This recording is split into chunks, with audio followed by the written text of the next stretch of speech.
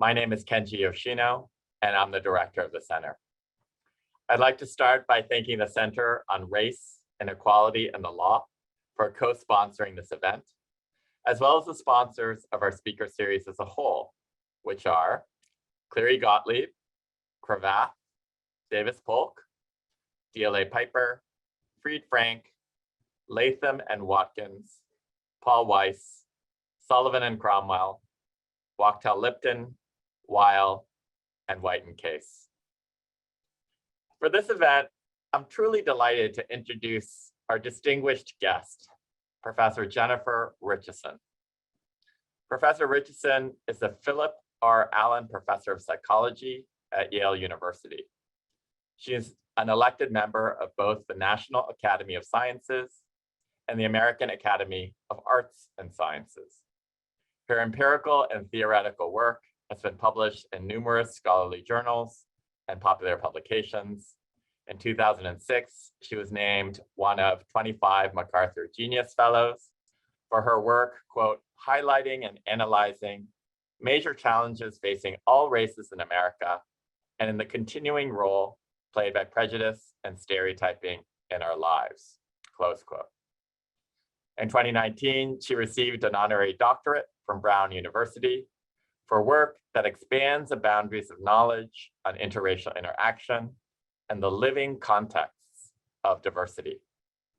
Professor Richeson earned her Bachelor of Science in Psychology from Brown University and MA and PhD in Social Psychology from Harvard University. I'm thrilled to welcome Professor Richeson to the law school. Thank you so much for having me. We're, more informally, we're just super fans of yours at the center. We've just been deeply engaged with your work. On a logistical note, towards the end of today's program, I'll open up for Q&A. Please submit any questions you have through the Q&A button at the bottom of your screen, and we'll get to as many questions as we can.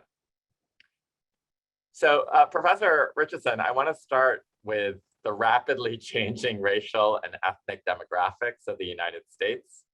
Some demographers predict that we will become a quote unquote majority minority nation as soon as the 2040s. But I was really curious to see that in a conversation you had with Ezra Klein on his podcast, that you think it would be really a good thing for demographers just to stop using the term majority minority. So can you help us with that just to set the table? Why is that? Sure. So, I mean, there are a couple of reasons. The first is that it really serves to mark, pretty hard a white, not white, boundary. And that's arbitrary, right? There's no real reason to do that really at all. I mean, it's just a choice. And in fact, you see that in the choices that the demographers use, or the statisticians at the Office of Management and Budget in the Census Bureau, what they use to decide who's white and who's not, right? To make these calculations, they can decide to say that anybody who says they're white and doesn't check anything else, including Hispanic, that's who counts as white, and everybody else counts as non-white. But you could also do it in a way that anybody who says they're white and anything else also counts as white, right? So, and of course, depending on how you count, that so-called majority minority shift happens, from 40 years later, right? If you do it a very all-inclusive way, it happens later. So, there's nothing magic about that, about the way we count. There's nothing magic about a white, not white boundary. But what we do know is emphasizing this so-called shift can animate a sense of loss, a sense of threat in large swaths of the white population, and and make it seem like their group is vanishing. In fact, there have been op-eds that say white people are vanishing or declining or no longer going to be a thing, which is just not true. Yeah, so should we stop saying that? Because this is just a kind of mantra that we use in the center, that by the 2040s, the demographics of this country will change dramatically. And as I understand it, your research suggests that human psychology is very resistant to being reminded of this change, right? So does that mean that this is not a good talking point for me, that I should just retire it? Should I substitute something else that still recognizes the changing demographics of this country while not being as triggering? Yeah, so I think what we can say is that the demographics of the nation are changing, and they're likely going to change. I don't know if it's dramatically. I guess it depends on compared to what. Um, and and we don't know what that means, right? We don't actually know how people will self-identify, how racial labels, racial categories will change over time. In fact, they've always changed, right? And people who weren't white are now white. We had any number of mixed race categories, just before and post emancipation, right, in the 1860s, 70s, and 1890 census, where there was careful attention to octoroons and quadroons, and right, the whole category mulatto was elaborated in real categories that we just don't talk about today. They don't exist today. So I think it's, I'm not so, it is true that our demographics are changing in interesting ways. There are, many interracial marriages. There are, lots of mixed race children, although there were also lots of mixed race children a century ago. So that's not really new. But of course, we allow more people to identify themselves how they wish instead of making them select specific categories. So so I guess the safe thing psychologically, but that's also true, is what you said. The country is diversifying, and how we think about race might change due to that diversity. It probably will. And let's see how it unfolds, I guess, as opposed to this, there are going to be more of us than there are of you. So, get on board or get out, right? I mean, that's kind of what people hear when you say that, when we say those kind of majority minority shift claims. And I love that point, that oftentimes when we talk about sort of multiracial individuals, for example, that that actually does kind of reify and essentialize their parents as being pure races, right? And that, of course, has never been true. So, really helpful to sort of have that kind of friendly amendment made to the way that we think. So I want to actually move to this group status threat, that you're talking about. And I think that, it has another component to it, right? Which is to say that there are going to be more of us and they're going to be of you, so you better get on board. That kind of rhetoric sort of assumes a kind of zero-sum mentality, that sort of any improvement in the conditions of groups to whom we do not belong racially will cause my own group to lose, right? So another approach, and I think about Heather McGhee's work, for example, here, right, might be to believe that all groups can rise together and that we're not locked in this kind of, inexorable combat with each other. So is there a way to get people to sort of gear shift over to that more solidaristic mindset from the zero-sum mindset? Oh, I so hope so. And we're counting on you. We're counting on you. Oh no, we're working on it, but it's hard. I mean, I think that so it's difficult. A frame that is broader than majority minority. So a frame of, we are an incredibly diverse nation, and that diversity comes with challenges, of course, but it also comes with opportunities, right? That just talking about it differently, I think, helps. The majority minority sort of frame automatically puts people in this us or them, right? You're either in the majority or you're in the new minority, right? Or I was in the majority and now I'm in the new minority, right? It sets up losses, it sets up us versus them, and we don't need to contribute to that. We can do exactly what you said and really talk about how the country is growing and changing in any number of ways, including its racial diversity, and think about what challenges that might present and address those challenges, while we also recognize there are any number of other challenges: economic, shifting in terms of who is benefiting from technology and innovation, rural versus sort of more urban, right? There are any number of challenges we face in bringing this incredibly diverse, in many ways, group of people that we call the citizens, the residents, really, of America together. And let's rise to that challenge, as opposed to let's try to prevent this change because it's, scary and threatening. Yeah, and that's already a huge win for me, because frankly, I have, as I said, talked about the 2040s majority minority flip sort of ad nauseum, right? So now I know not to do this, and that this is actually not a helpful way of talking, right, for really anyone, right? So thank you for that. If I can sort of pick your brain a little bit more on sort of contemporary events, right?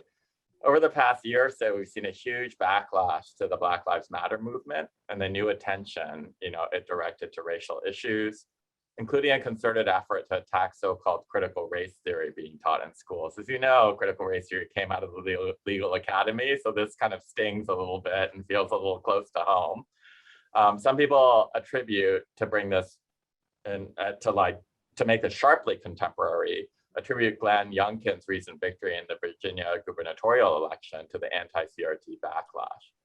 So I'm sure you've been reflecting on this critical race theory from your vantage as a psychologist in this area. Can I just ask you to elaborate and expound on just give us some wise words about how we should be thinking about the CRT debate? Yeah, I mean, I don't know if I have wise words, but I have thoughts.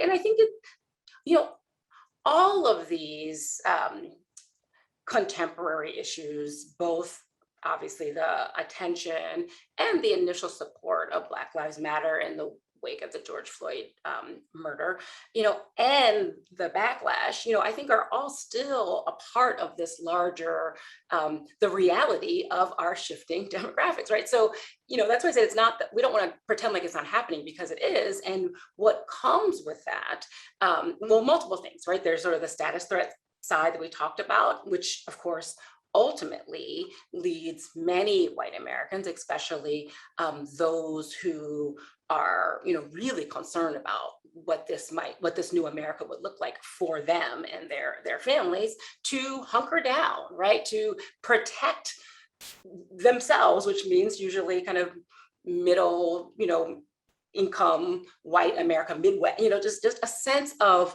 kind of the past, right? The appeals to an America of the past where things were not guaranteed, but fairly guaranteed for you and your family, right? That your kids are gonna do better than you, right? So if you see these shifting demographics as a threat to that, then what do? You try to protect against it, wall yourself off from it, wall your children off from it, right? You really try to do what you can to maintain your current sense of wellness, well-being, status, understanding, right? So that's one side of it. Of course, as the country becomes more diverse, there are more people available, but also more legitimacy to claims that, maybe we should reconsider what we're teaching in schools, because they might not actually, it might not be the truth, but it also might not represent, a new group of children who are more diverse, who are in the classroom and being presented with material that, maybe not only doesn't, reflect them, but perhaps actually, undermines their sense of a stake and a claim in, what it means to be American and to be here. So, I'm saying these things are related, right? As more people, so you also see it from the calls to remove Confederate monuments, right? That's in part because there are more and different people here who are thinking, wait a minute, why are my tax dollars being used to support the maintenance of a statue to there are more people asking those questions and reflecting on and saying, well, maybe we, whatever our community is, that is now far more diverse than it used to be, perhaps, should rethink this and salute and honor people that are broadly supported by the community, as opposed to the, people we honored in the past, right? So all of these, these moments of rethinking, contesting the way we do things, from policing to education to who we're honoring, all of that is in part due to, new demands, quite honestly, being raised by a far more diverse population, right? Which that's how democracy works, right? But if you're used to running the show, that kind of small d democracy is challenging, right? It's like, wait a minute, other people have an opinion, and actually in this case, there might be more of them than there are of us. Like, uh-oh, right? And that has to be worked out, right? So right now, to me, it feels like we're in a moment of, as you said, sort of agitation for change and then a backlash in the wake of that change. And we're kind of stuck in it, quite honestly. And our politics are 100% stuck in it, right? and that is, pretty disconcerting from, someone who looks at these things from my vantage point. I mean, just the racial polarization of the parties is pretty destabilizing for a democracy, right? I mean, for an America that says it's supposed to be small d democratic, there's some challenges to that with this level of racial polarization of the parties. Yeah, and one of the, just following directly on that, one of the core battlegrounds in this partisan war around critical race theory does really seem to be this idea of is racism structural or individual, right? Right. So a lot of opponents of critical race theory seem very comfortable accepting the idea that there's just a few bad apples, a few individuals here and there prejudiced, and they resist the idea that racism is embedded in institutions. So just a few weeks ago, you published a piece in Science magazine with Julian Rucker about the importance of adopting the structural understanding of racism, especially if we want to understand racial disparities in areas like the criminal justice system. Again, it's a law school very close to home for us. So could you say a little bit more about that argument and the gap that you find between people's willingness to acknowledge individual versus systemic racism? Sure. Yeah. I mean, I think actually you said it very, very well already. There are people who are just unwilling to acknowledge, I would say, the reality that structural racism exists in our country and has always existed, right? And so, there's evidence for it everywhere, including obviously coming from law schools. And I find it bizarre, actually, on some level, that there's, from people who should know, right, that there's this resistance to accepting, that it exists, right? I mean, that's I don't even know what to do with that. But of course, there are lots of reasons why everyday people may not encounter it, especially, if we're talking about racism, everyday white Americans, especially those who live in predominantly white spaces, they're just not really encountering the same types of obstacles, nor might they have the sort of social networks to, the diversity in their social networks to kind of hear firsthand accounts and reports of how other people's lives may be patterned, challenged, undermined by structural barriers to advancement or structural racism. So I think part of it is some of us get socialized in this because we come from families with long histories in the country who have experienced things in the past and continue to experience things. Others of us might have heard there was something not so great in the past, but that was fixed. And so the slate is clean and we're sort of ready to, assume or live as if things are just fine. And I think that, that sort of lack of awareness, ignorance, if really, of structural racism really undermines our ability to address, right, these structural disparities and to move forward, right? I mean, I think we cannot actually, fix anything. And I think, and I do, in some ways, maybe this makes me naive, but I do think that, most Americans want the country to be fair and just and structurally at least reduce as many structural barriers as we can based on race, gender, socioeconomic status, right? I think most Americans want that meritocratic American dream ideal to be the truth.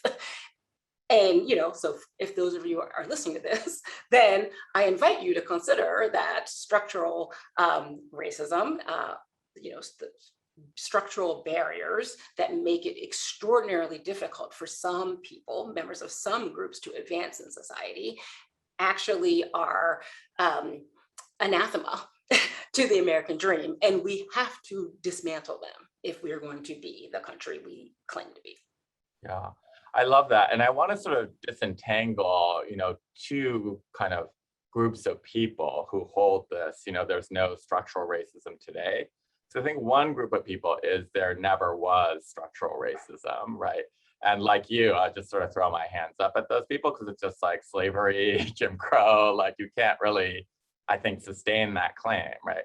But I think the other group of people is saying, what you just said earlier towards the end of this last set of comments, which is to say there was structural racism, but we fixed it, right? And one of the things that I actually use your research to, I think, tremendous effect is, and I want to just make sure that everybody knows about this, a tremendous tranche of research that you've done that kind of blows up that idea as well, right? So I think we have this kind of very romantic, Whiggish, progress narrative in America of the world only spins forward and things have gotten so much better, right? But I'm thinking here of your research where you looked at misperceptions around racial economic equality and racial progress. Mhm. And I'm thinking of the piece that you wrote for The Atlantic, where you described research where you asked people to estimate, this is kind of amazing, and I hope you can go into some detail on this, the Black-white wealth gap in the 1960s and again today, right? And you found that people's perceptions were like wildly distorted. And then if I may, I'd also love you to speak a little bit about the research into perceptions of the Asian white wealth equality gap, which I also found to be extraordinarily eye-opening. I think in both cases, correct me if I'm wrong, what you're really doing is sort of blowing up this mythology of racial progress in a way that puts paid to this idea of, okay, maybe it was once kind of bad and systemic, but now it's fixed and it's totally individual, just a few bad apples, not systems.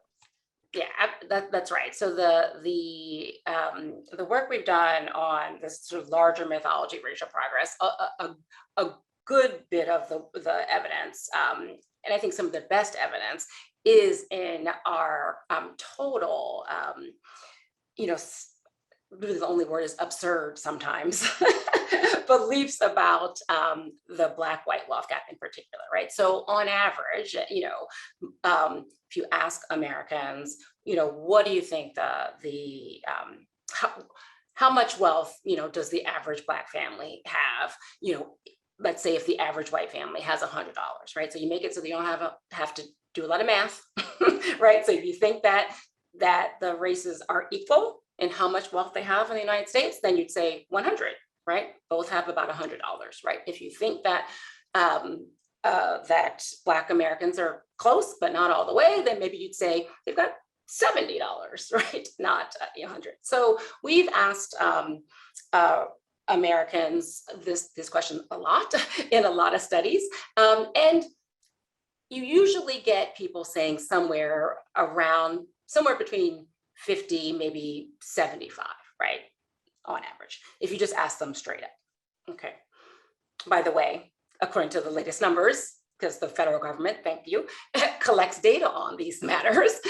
So they have very good estimates. It's around, somewhere between $10 and $13. So the average Black family has about, somewhere between $10 and $13 if the average white family has 100. So, a tenth, let's just say. All right. So nowhere close to what people are estimating. All right. First of all, so people are wildly wrong about this.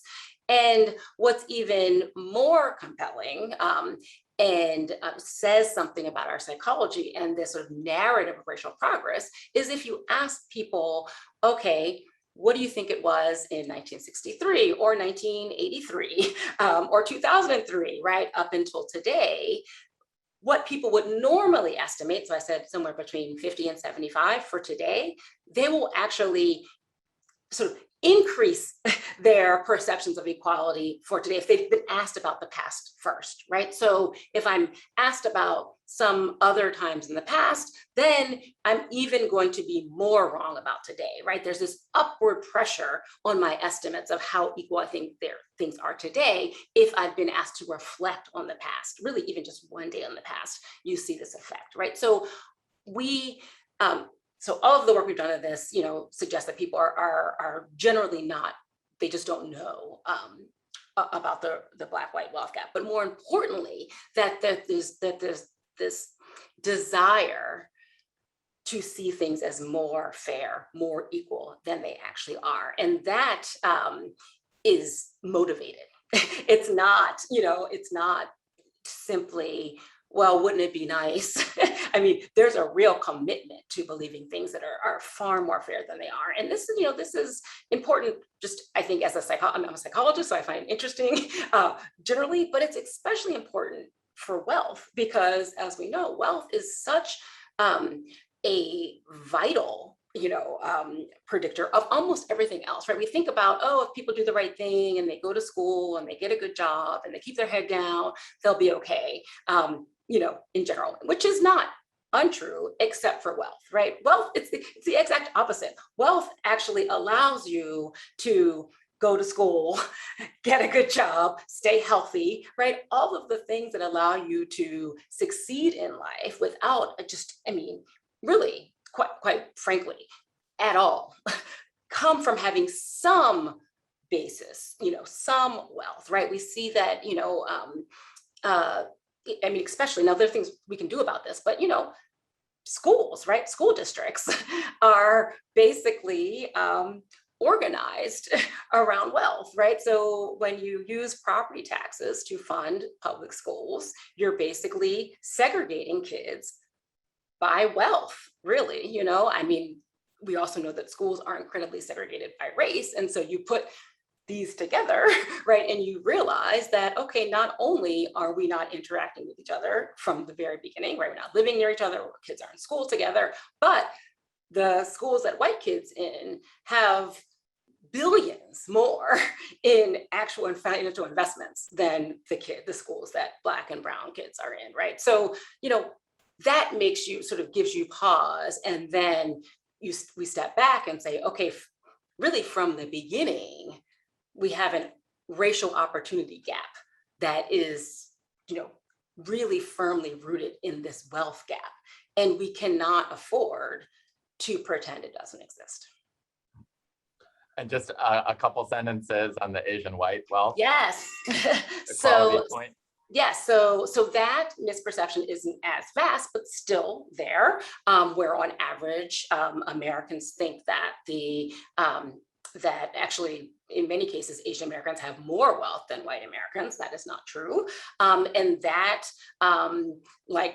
sadly, so much of our psychology seems to be born of, again, a desire to see things as fairer and more equal than it is, but also our, reliance on kind of stereotypical portrayals of, of different groups, and even, sort of the sometimes the most recent portrayals, but those are often the most stereotypical ones. So obviously we know, and we've always known, but our friends at the API, right, have really warned us and many people to, you need to disaggregate the data for Asian Americans. It's a huge and diverse, category in and of itself with different histories of coming to be here in this country, and obviously different roots that come with different levels of advantage and disadvantage, right? Turns out, just like all immigrants in America, but we get so fixated on the groups that are seen as, extraordinarily successful, both in education and income, and use that to make our judgments about wealth, which of course is not the same thing as income, but also it denies the experiences of members of groups, Asian American groups, that do not have, they don't have the same immigrant stories. They don't have the same, stories of there's lots going on, including, refugee groups, that we just ignore completely. And again, if we have this narrow view that there is no wealth gap, and then more importantly, that Asian Americans are doing better than white Americans, then of course people will see no reason to actually look for and then think about ways to remediate some of the extreme financial challenges facing any number of Asian American groups. And that's where the real issue lies, right? I mean, I guess if people want to walk around in a universe that's not true in their head and has no impact on like the resources that that groups get and how we try to support people who are really struggling, then I guess it'll be fine. I mean, I don't want to live really in that world, but I guess it'd be fine. But the real issue, of course, is if we are just so just we not be just blind, we blind ourselves to the reality of the struggles and challenges that members of different groups face,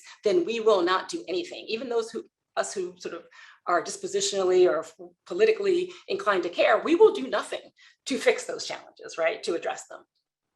And I wonder then, the thing that seems so startling about your study is that we seem to be so captured by this progress narrative that even when presented with the data, we'll just kind of reverse engineer our estimates of earlier times in order to conform to the progress narrative. So the data or estimates of the data are changed to fit this narrative that we seem completely unable to let go of. So I wonder if you have sort of any suggestions of how we can get people to sort of, let go of that narrative a little bit. Is it just that in the moment they do it? Is it that they just need better data over time? Am I being foolish and thinking like the only way to change this is by raising the cognitive wattage, on it? Is it that we just need a counter narrative that's more popular and persuasive? Like, is it a math issue or is it a storytelling issue here? I think it's a storytelling issue, but it's also, well, I'm a psychologist, so it's a psychological issue, right? We really, especially in this country, right? We love a good redemption story, right? We love that sense of, okay, yes, our country was founded in ways that are less than ideal, although let's pin that because of course now that's being contested, that seemingly uncontroversial statement, but let's for now, we agree that some things happened that were not so great. Slavery, right? The genocide of Native American peoples, right? Many people are willing to be like, ooh, yeah. But the promise of this nation is ahead of us. And, our founding principles are the way out. And if we will course correct as needed. Supreme Court cases, Brown versus the board, the Loving decision, the civil rights legislation, right? We will course correct and then we'll be back on track and we can, let it all play out on its own, right? We're really into that because our argument is that it satisfies our sense that we are morally good people, right? As a nation, right? As a community in this nation. So, and that sense of our moral value is threatened by evidence of vast inequality, for instance, on wealth, or if you tell people things that are the truth, like the level of racial segregation in our country right now and the resegregation of public schools, that is really disconcerting, right? And we then either, so sometimes, we get these information that we might not be as fair and just as we think we are, what happened to George Floyd, and we mobilize and say, no, this is not who we are, right? You often hear those claims. This is not the real America, except for these things keep happening, but okay. That trial happened, Derek Chauvin was convicted, and there's a sense of, okay, we are the country I thought we were. Check, let's get back to doing whatever we're doing, right? So there's this sense of, a desire to be good and right and just, again, and that's important to us. But sometimes it's more important to feel that this is true and believe that this is true than actually do what is necessary to make it true. So what do? I mean, I'm a truth teller, so I believe in telling people the truth, even if it is a little confronting, although I'm trying to find ways to be more gentle about it. But I think, there is something, there can be something mobilizing in the truth, right? So it's not that, we haven't made progress. Of course we have, right? It's just didn't happen on its own, and it's not going to keep happening on its own. And it turns out there are people who see these very same points of information that we call progress as threats to a very different model of America, vision of America that doesn't include me, that's for sure, right? And isn't the one that, I share a, multi-ethnic, multiracial, religiously pluralistic, small d democracy, right? So there are people who don't share that vision, right? And we've heard a lot about the rise of white nationalism. So they've, said what they're for, and they see these very same, markers of progress as threats, and they're getting to work trying to, bend the proverbial arc in the other direction. And we kind of don't want to acknowledge that they exist and that they're out there or what they're doing. And that to me is the problem, right? So it's not that we can't make progress, it's not that we haven't made progress, it's that if we want this vision of a multiracial democracy, right? If that's who we say we want to be, then we have to fight for it. We have to really work for it, and we have to believe in it and do what it takes to get there and to stay there. Yeah, wonderful. Like, one of my favorite phrases of yours is this phrase, the democratization of discomfort. Yes. Right? And I think this is kind of what you're talking about here, if I'm hearing you correctly, right? Of like, Right. again, in the kind of small d sense, right? What we see is like, I think a lot of individuals from dominant groups, whether it's men or whether it's white people or what have you, are feeling like, wow, suddenly I feel incredibly uncomfortable, right? Why am I feeling so uncomfortable? And what we try to say in our center is like, the question is sort of no answer is what the wrong question begets. Like, that may be the wrong question. The right question may be, why have you felt so comfortable until now, right? And I think to your point, like, what has been happening is like, it's not like there's been total comfort in this. It's just that the burden of the discomfort has been all on one side, the non-dominant side of the equation. And so now what we're seeing is the democratization of discomfort. And now, previously dominant groups who use their privilege not to feel that discomfort are feeling intense discomfort, right? That's right, right. So if that's right, then what follows from that, right? Could you say a little bit more about, why, what to do about this? Like, how like, I say, like, okay, I'm a man, I'm feeling a lot of discomfort I didn't used to feel. I'm being made much more aware of, like, patriarchy, male supremacy, what have you, right? Than I was when I was growing up, right? How would you coach me, right, to understand, right, my discomfort? Like, how do I build the resilience to get over that?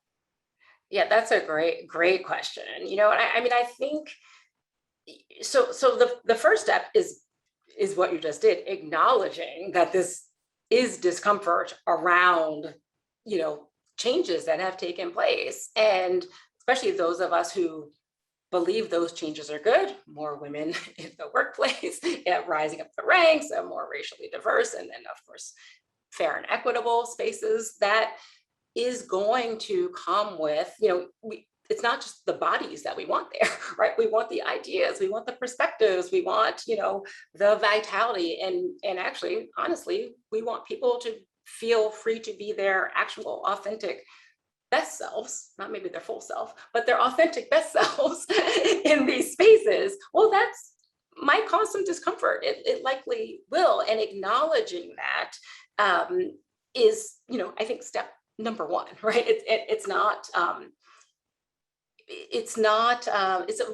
was a luxury to not experience any discomfort in the past, which I think you said, but also it doesn't mean it's a bad thing to experience it now, right? I often, think about the metaphors of, working out or exercise, and, if it doesn't challenge you, it doesn't change you, right? It's like, and, if we want this American society, right, to be democratic and diverse, then it's going to take something of all of us. We're going to have to stretch. We're going to have to rethink, not necessarily change, but rethink how we've come to believe what we believe about the country, our workplace, our neighborhoods, who belongs, who doesn't, right? And so some of it is, doing the work, asking the questions, a lot of listening, and really a lot of sitting with the discomfort. I think that's probably the biggest issue. Some of us, for better or for worse, sat too long in discomfort and didn't say anything.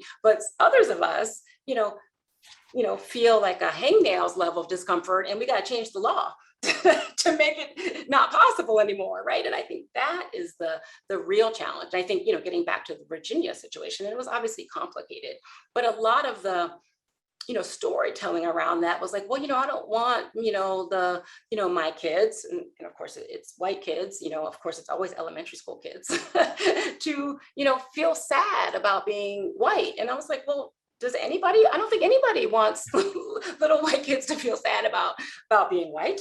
But we also don't recognize that there are whole cadres of young minority children, kids from racial minority backgrounds, who feel bad about being who they are, and they don't find out that they're supposed to feel bad about it until they go to school, because at home they don't feel bad, right? And so we're already, is setting some kids up to feel bad and doing nothing about it, at the same time that we're sort of bending over backwards to make sure the risk of other kids feeling bad at all, even for a moment, is zero, right? And that can't be the balance, right? That's not quite right either, I don't think. So some of it is just sitting with this discomfort, right? And really recognizing that what we want is on the other side of the discomfort, and we have to move through it, right? There's no turning back, turning away, ducking under.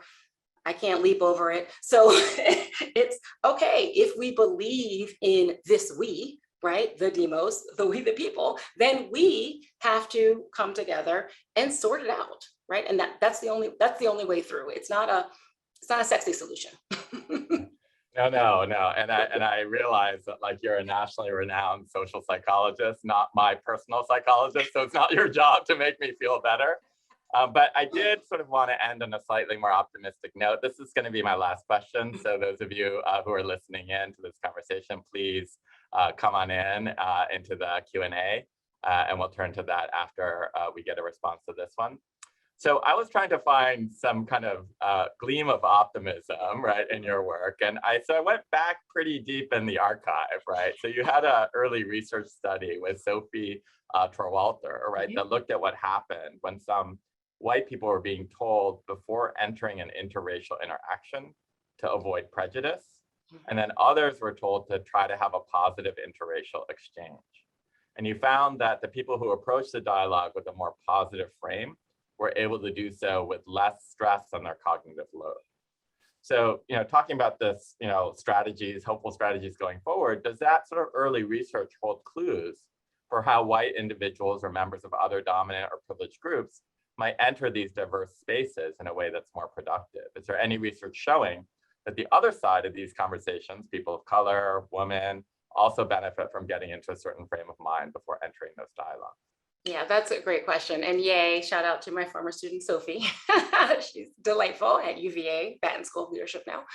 So yeah, I actually think back to that work a lot, because it does remind us that we are bringing a lot to these interactions, and some of that is serving us well and some of it isn't, right? So in this case, this was largely liberal white Americans entering interracial interactions, which are unfamiliar for most people still, and was at the time. And so what they're doing is thinking about all the ways that they might mess up, right? I might say the wrong thing. What if I ask something stupid? Is this Black person I'm interacting with gonna think I'm racist, right? So really, you're not even in the interaction. You're having a interaction with yourself in your head and not actually using the time to engage with this person who might be different from you in a number of ways, but also is probably a lot like you in many ways that you're never going to discover because you're kind of actually in your own head. And so we did that study, one, to demonstrate experimentally that was what was going on, but also to try to identify ways that we can maybe leverage our mindsets to have more productive interactions, at least not to be so stressed out about them, right? Because of course, if we think something's gonna be stressful, we're not gonna do it. And it is true that having meaningful, especially repeated meaningful contact with people who are different from us, reminds us that we're not so different, even if we like disagree on lots of things, right? And I mean, and in this moment of intense political polarization, actually rethinking how we're engaging people either in real life or online in ways that are totally unproductive might not be a bad idea, right? Reconnecting to our common humanity, recognizing that yes, I might be afraid of a bunch of stuff that's extraordinarily important to me, but this person across the political divide or the racial divide or the rural urban divide or pick a divide, sexual orientation, right? They might have similar profound, deep fears and concerns. But you know what? That's actually a point of connection, right? That's something that can move us from these sort of very flattened, stereotypical understandings of one another to a obviously more nuanced perspective on individuals, but also, helps us find our own humanity in all of this, right? We cease to be flattened into a caricature of somebody on the left or on the right, or in this camp or that camp, right? And I think, the early work, can and hopefully should remind us that we don't have to operate in this us versus them, as agents of the us or the them, right, way. And there's lots to be gained to shedding that, even if just for a moment, right? To find human connection and to get back to the we. Is there even a possible we here? Sometimes we even forget that that's possible across certain divides. Yeah. Thank you for that. So I'm going to go to the Q&A now, and people have actually come in with some wonderful questions in the chat. So I'm going to start with this one, which is so great. I've always thought that America's two-party system is broken and the rise of a third party is inevitable. However, the Tea Party, nor the far left, is what I had in mind. So I love the kind of self-awareness of that, or the self-deprecation of that. How can these diverging schools of thought coexist in the name of progress? And if I can just riff off of that for a second, I love this question because it's I think implicit in our conversation so far is this kind of, there are two camps, warring. So it's like the introduction of another voice that belongs to neither of them helpful, right? Or alternatively, are we just going to devolve into a different form of us them, where it seems like many kind of mainline Democrats like James Carville are saying again about this past election, wokeism was the problem, and AOC is saying no, wokeism isn't the problem, it's just old people who think that, and et cetera, et cetera. So thoughts on the third party? Can you imagine a third party that would help us advance this debate and this cause? Yeah, so, I'm just gonna say, despite paying way too much attention and getting way too animated by politics, I'm not a political scientist. So my answers here are just as an individual citizen who has thoughts. So the viability of a third party, it's hard to see it, at least around these issues of social justice, actual progress toward egalitarian nation. It's hard to see what coalition, what third party would enable that, right? You just, and maybe that could be my lack of vision, quite honestly, because it's just hard for me to imagine that without a larger national consensus that we need to be doing this, right? I think that is, part of the issue. It seems like now where, the Republican Party is disproportionately white, and the Democratic Party is a, loose coalition of groups, maybe about, well, depend on when and how you count and who counts themselves in as, still a plurality of white, but of white Americans, but, these other camps, right? So it is more diverse. It is actually harder to corral, which you also see in the politics. And, this level of racial polarization is not going to get us there. So the overlay of race and a bunch of other marginalized categories on top of party affiliation, that kind of, those cleavages that are on top of one another, layered, right? That is definitely, I think, super problematic for our politics. And, it makes it impossible to think, for some people, right, to think about social justice aims, especially racial justice aims, in a way that's not partisan, right? There used to be, groups on the right who believed in, seriously believed in, and racial justice aims, right, and policies. We might disagree on what the right pathway is, but saying that we needed greater equity, economic equity, housing equity, saying that from the right was not controversial, right? Now, right, the word equity is being struck from, being able to be said in public schools by forces on the right? So that kind of thing is what I'm seeing as sort of destructive kind of overlay of these groups and the parties. But I don't think it has to be that way. I don't think it used to not be that way. And is a third party the way there? I'm skeptical, but I recognize the how you're thinking about it, whoever asked that question. So thank you. And so many wonderful questions. Yeah. Thank you. I'm sorry we won't be able to get to all of them, but I'm going to reach out and grab the one that seems most directly topical to the last thought that Professor Richardson just offered us. So this question is, how do we work to convince those who don't understand the idea that we need to come together, that there might be discomfort for white kids, but it's incredibly important to the future of our nation, right? So this notion of, yes, okay, like we agree in this room at least that it's important to kind of create a we, right? To remember that, unity is really important. But I think that the right has found a kind of talking point. I mean, you said earlier, it's always the kids, right? Of like, if it is actually your kid who is going to feel this discomfort, then, you might actually not be able to see the public good. So how do you psychologically sort of talk to that parent? Like if that white parent is saying, my kid is being made to feel ashamed, or even my kid is just uncomfortable, because I think you said earlier, nobody wants that kid to feel ashamed, right? How would you address that white parent? Yeah, I mean, I think parents often are willing to expose their kids to things that might make them uncomfortable, actually, as so long as they are selecting into that. So I think part of the so-called, backlash was this sense of, oh, this is happening and we didn't get to choose it, right? So some of this is about agency, and obviously some of it's just about scaring people. But I actually think that there is a way forward in the way that the question was asked, right? This is a priority. This is important for our community. This is important for our democracy.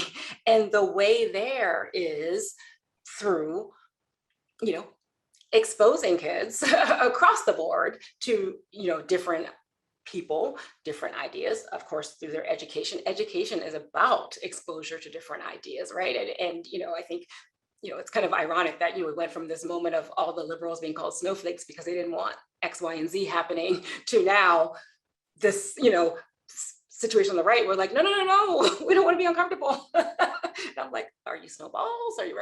Do we need a new term for that, or what? But in all fairness, I think that there is an opportunity to recommit to having kids, people, Americans of all ages, genuinely commit to real interactions with one another, to actually being in diverse spaces, because at one point we nationally agreed this was the way forward. We didn't do it in practice, which is why we're back to where we were, right? But we at least agreed in that value.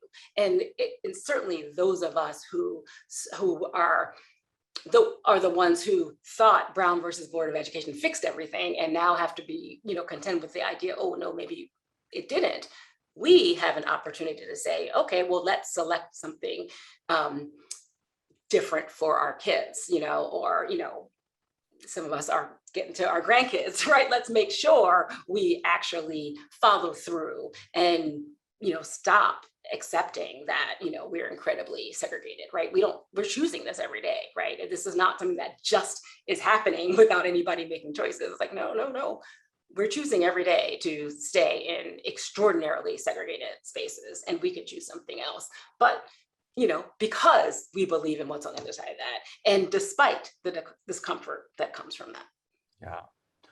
I'm afraid this is going to have to be the last question, but again, this follows directly on what you said just now, and also calls back to something you said earlier. Thank you for speaking with us today. The questionnaire begins. You said that most Americans want the American dream to be achievable. Do you think that the definition and ideal of the American dream changes between racial and ethnic populations and across socioeconomic status? Does middle-class white America's conception of the American dream generally include the same people that an immigrant or minority family's conception does, in your view? Oh, that's a great question. Isn't it? Yeah.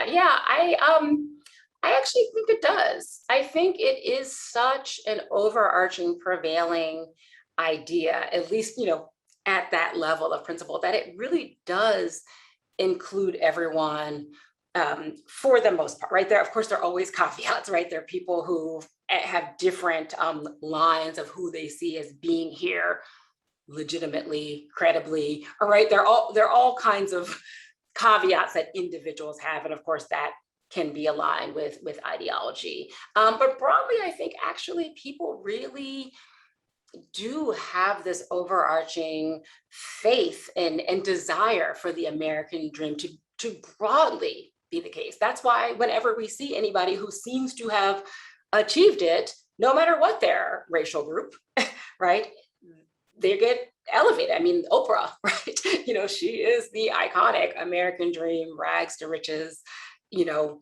story, and we just love that. We love it in refugee story. We love it and we love that.